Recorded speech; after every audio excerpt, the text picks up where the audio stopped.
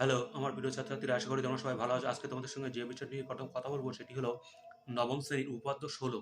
তার আগে একটা কথা বলে রাখি, চ্যানেলটি ভালো লাগলে অবশ্যই মনে করে সাবস্ক্রাইব করে দিও। চলো তাহলে শুরু করা যাক। তাহলে এখানে সাধারণ নির্বাচনে কি বলা আছে দেখে নেওয়া যাক। বলা আছে যে কোনো চতুর্ভুজের বিপরীত বাহুগুলির দৈর্ঘ্য সমান হলে চতুর্ভুজটি একটি সামান্তরিক হবে। তাহলে আমাদের প্রথমে কি করতে হবে? একটা চতুর্ভুজ অঙ্কন করতে হবে। তাহলে প্রথমে যেটা পদার্থে আমরা যেটা করেছি অঙ্কনে সেটাই করব। সেটা হলো এ বি সি ডি একটি চতুর্ভুজ, এ বি সি ডি একটি চতুর্ভুজের বিপরীত বাহুগুলি সমান বলছে এখন। তাহলে বিপরীত বাহুগুলি বলতে এখানে কি বোঝাচ্ছে না, এ বি সমান সমান ডিসি এবং এডি সমান সমান বিসি। এটা কিন্তু সাধারণ নির্বাচনে বলে আছে, অতএব আমরা এটা পদার্থে লিখতে পারি। এরপরে কি করতে হবে? প্রমাণ করতে হবে এ বি সি ডি একটি সামান্তরিক। তাহলে প্রমাণ করতে হবে যে চতুর্ভুজটি আমরা এখানে নিয়েছি সেটা একটা সামান্তরিক প্রমাণ করতে হবে। এই প্রমাণ করার জন্য আমাদের একটুখানি অঙ্কন করা প্রয়োজন। তাহলে অঙ্কন যেটা করব আমরা, সেটা খুবই সহজ অঙ্কন। এখানে কালো কালি দিয়ে আমি যেটা করে রেখেছি দেখতে পাচ্ছ, সেটি হলো অঙ্কন হচ্ছে বি ও ডি শীর্ষবিন্দু যোগ করে দিলাম। তাহলে শীর্ষবিন্দু যোগ করলে কী পাবো? কর্ণ। তাহলে বিডি কর্ণ অঙ্কন করলাম। একটা লাইন লিখলেই হয়ে যাবে, এক কথায় যে বিডি কর্ণ টানলাম, অঙ্কন হয়ে যাবে। ঠিক আছে, এরপরে আসছি আমরা প্রমাণ।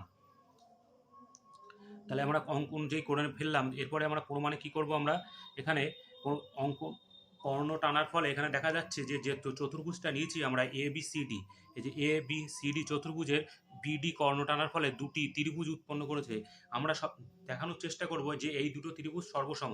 তাহলে এই সর্বসম ত্রিভুজ দেখাতে গেলে আমাদের যেটা করতে হবে, প্রথমে যে ত্রিভুজ দুটো আমরা পেলাম সেটা লিখতে হবে, যে ত্রিভুজ A B D, A B D ত্রিভুজ ও ত্রিভুজ সি ডিবি ত্রিভুজ, এ বি ডি ত্রিভুজ আর সি বি ডিবি ত্রিভুজ এর মধ্যে পদার্থে যেটা বলা ছিল, কি কি বলা ছিল? এ বি সমান সমান ডিসি আর এ ডি সমান সমান বিসি পদার্থে বলা ছিল। তাহলে এখানে অলরেডি দুটো বাহু সমান আমরা দেখিয়ে ফেলেছি এবং এখানে দেখা যাচ্ছে যে এই কর্ণটা অঙ্কন করার ফলেই কিন্তু দুটো ত্রিভুজ তৈরি হয়েছে। তাহলে বিডি বাহুটা কিন্তু এ বি ডি ত্রিভুজের একটা বাহু, আবার এই সিবিডি ত্রিভুজেরই একটা বাহু।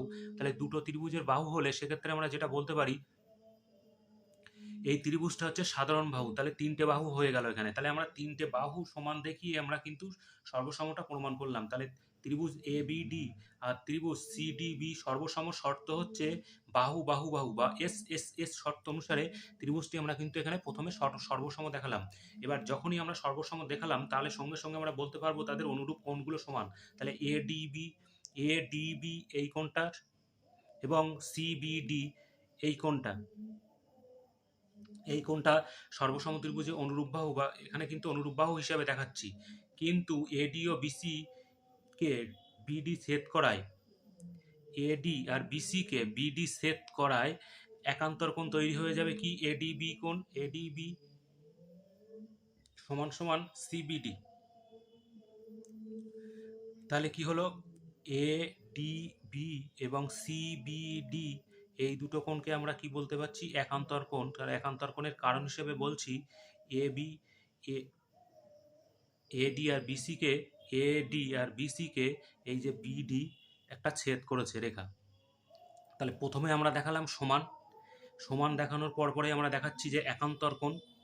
একান্তর কোণ দেখানোর পর পরেই আমরা বলতে পারি একান্তর কোণের শর্ত ছিল যে দুটো বাহু সমান্তরাল হবে এবং একটা ছেদক পাওয়া যাবে।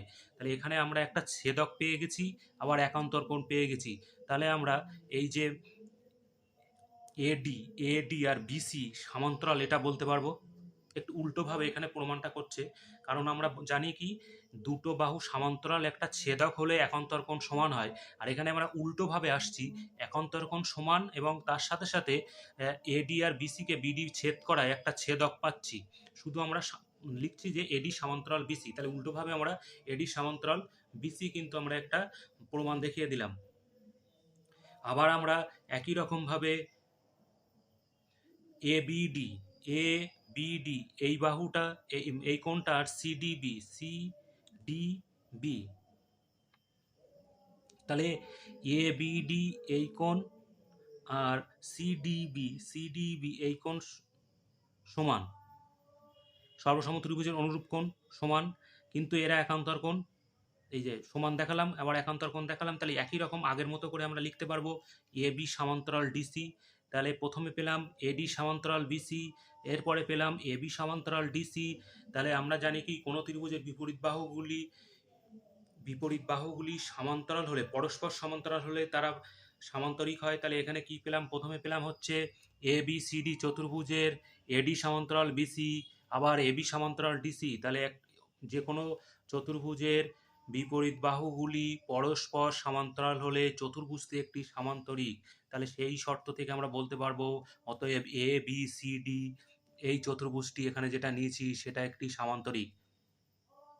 চ্যানেলটি ভালো লাগলে অবশ্যই মনে করে সাবস্ক্রাইব করে দিও। ধন্যবাদ, ভালো থেকো, সুস্থ থেকো।